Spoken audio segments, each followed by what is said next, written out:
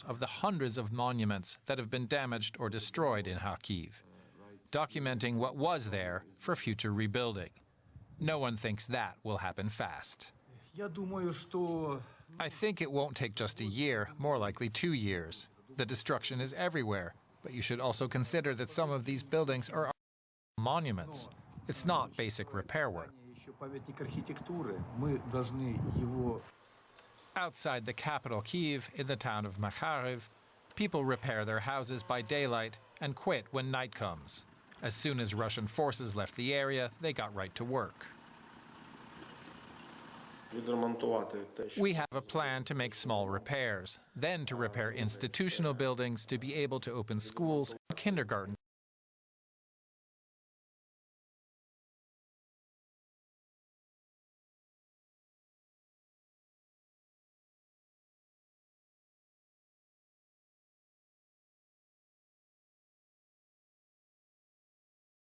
Just under 10 billion euros to help. But that's a fraction of the estimated hundreds of billions needed to rebuild Ukraine's critical infrastructure, housing, vital services, and help the economy up and running. There have been calls for a modern Marshall Plan, the U.S. project that helped to rebuild Europe after World War II. But so far, not much commitment. There have also been calls to use frozen Russian assets, including yachts, to pay for reconstruction. But nothing's been agreed yet. Meanwhile, cities like Mariupol have been largely flattened and are still under Russian control. The Russian-installed government there has announced that the port city and former steel-making powerhouse will be rebuilt as a resort. Back in Kharkiv, people aren't waiting for their music hall to be refurbished. Culture is the basis of everything. If culture had been more developed, people probably wouldn't be dying and there wouldn't be a war. Today, everyone realizes this. Maybe they were not so attentive to our cultural heritage before, but once you lose it, it hurts. The end of the war may be a long way off, but in Kharkiv, people insist that life must go on. Let's look at some of the issues surrounding the idea of rebuilding Ukraine with Tatiana Dorogina. Finance the rebuilding of Ukraine. But obviously there are other possibilities as well, like the European Union and the U.S.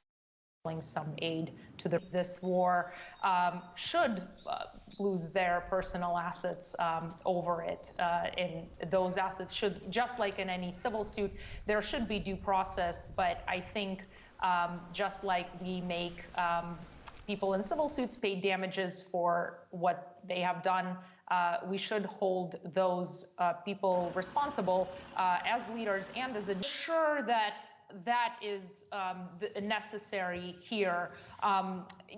Given that the burden of proof in civil cases, and here I'm speaking outside of my expertise a little bit, but given that the burden of proof on civil cases is often lower than in criminal cases, I don't see any reasons why the proceedings against individuals whose assets have been frozen can't start now. And if they are found to be contributing to this war, which I think very clearly many of them are, then I don't see a problem, again, from an ethical standpoint or an economic standpoint, to use on reconstruction of Ukraine right now.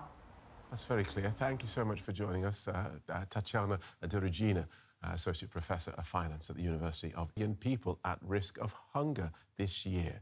Two countries account for more than a third of global cereal exports. It's estimated that Ukraine's grain production may fall by more than 50% this season because of the conflict.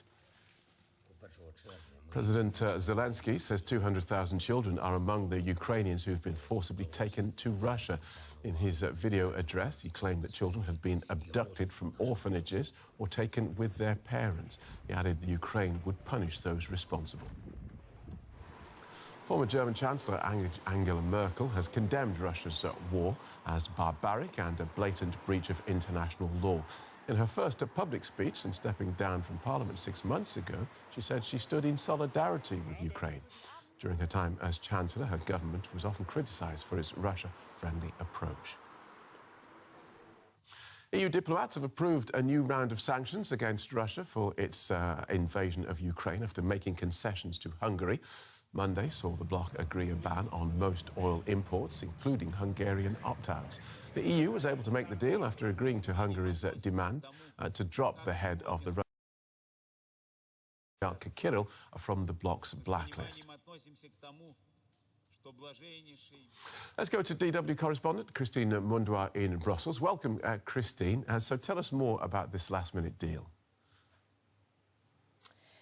Phil, it throws a spanner in the works. As EU envoys were meeting to take for the formality procedure of taking that political agreement reached by EU leaders on Monday, agreeing on that sixth package of sanctions, taking that and putting it into legal text so that these sanctions can be enforced, the Hungarian ambassador then vetoed the blacklisting of Russia's most senior cleric, Patriarch Kirill. Now, the reason he is on the list is because, as the head of the Orthodox Church, Patriarch Kirill is very close to President Vladimir Putin. He's a close ally, a close supporter. He has backed the Russian invasion of Ukraine. In his sermons, he blames NATO and the West for it. So those are some of the reasons why he is on that list in the first place.